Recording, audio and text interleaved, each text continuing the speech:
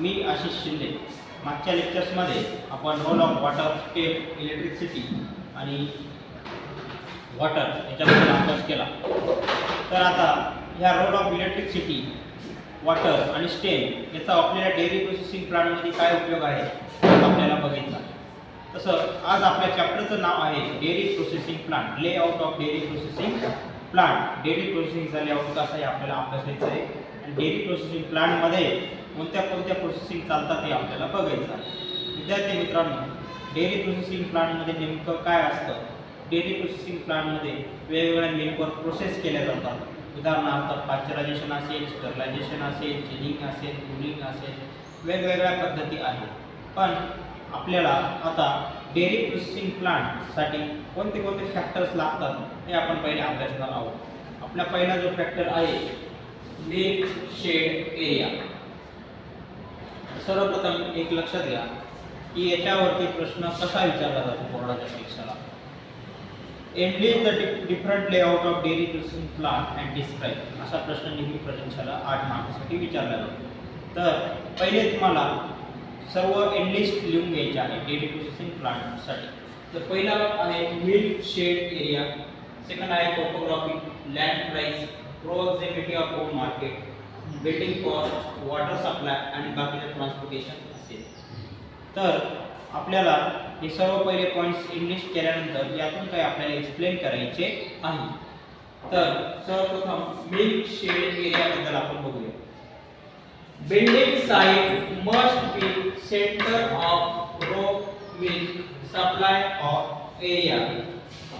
Milk production from milk shed area must be more than plant capacity, so it will be worked regularly without loss.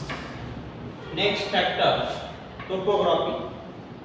आता dairy processing plant topography कशी असावी? The dairy plant should be located at high elevation for proper drainage. Located at high elevation for proper drainage साठी. त्याच्यानंतर land price. Next factor आहे land price. Land price also important for solution of site higher purchase cost land will increase fixed investment. Next factor, proximity of good market. Good market कसं असावं? Building site be near market while which reduce cost of transportation, resulting in increased profit. Next factor आहे building cost. Construction and building should be strong, high utility and proper arrangement, but at low cost. Next factor आहे water supply. 1 liter milk there is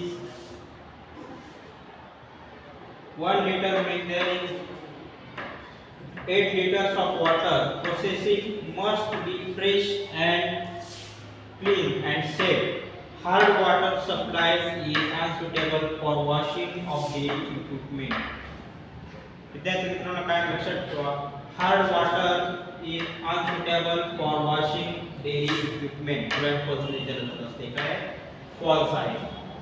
तर dairy processing प्लांटसाठी आपल्याला लागणारे कोणते factors आहेत आपण त्याचा अभ्यास केला. तर पहिला फॅक्टर होता milk shed area, topography, land price, good road, proximity good market, suitable water supply, independent labour supply. तर मग बिल्डिंग कॉस्ट असेल, इक्विपमेंट, ॲडव्हर्टाइजमेंट अशा काही गोष्टी असतील. तर परीक्षेला नेहमी हा प्रश्न विचारला जात असतो. व्हिडिओ लाईक करा, शेअर करा, नेक्स्ट अपडेटसाठी सबस्क्राईब करा. थँक्यू.